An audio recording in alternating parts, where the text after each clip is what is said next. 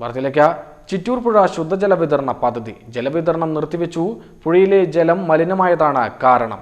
Check ഡാമുകളിൽ സംഭരിച്ച ജലവും തുറന്നുവിട്ടു.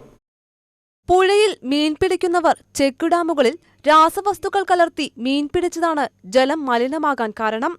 ആര്യമ്പള്ളം, ആറ്റാഞ്ചേരി, നിലമ്പതിപാലം, തത്തമംഗലം പുഴപ്പാലം എന്നീ ചെക്ക് ഡാമുകളിലെ ജലമാണ് മലിനമായത്. ജലം മലിനമായതോടെ ചൊവ്വാഴ്ച ഉച്ച മുതൽ കുടിവെള്ള വിതരണം നിർത്തിവച്ചു. പുഴയിൽ മീനുകൾ കൂട്ടത്തോടെ ചത്തുപൊങ്ങി. പുഴയിലെയും ചെക്ക് ഡാമുകളിലെയും ജലം കറുത്ത നിറമായി. ജല അതോറിറ്റി ഉദ്യോഗസ്ഥർ സ്ഥലത്തെത്തി ചത്ത മീനുകളെ മാറ്റിയെങ്കിലും ജലം മലിനമായതായി മനസ്സിലാക്കി.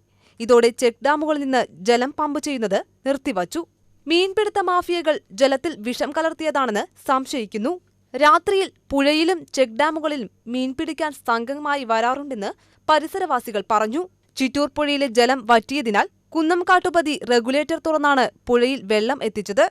ആളിയാർ ഡാമിൽ നിന്ന് ലഭിക്കുന്ന ജലമാണ് ചിറ്റൂർ പുഴയിലൂടെ ഒഴുകുന്നത്. സാമൂഹ്യവിരുദ്ധരുടെ വിഷം കലർത്തൽ കാരണം ജലവിതരണം താളം തെറ്റി.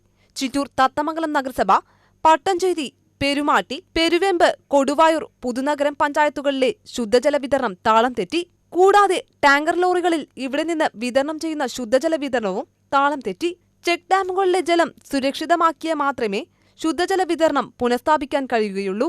UTV news, Palakkad.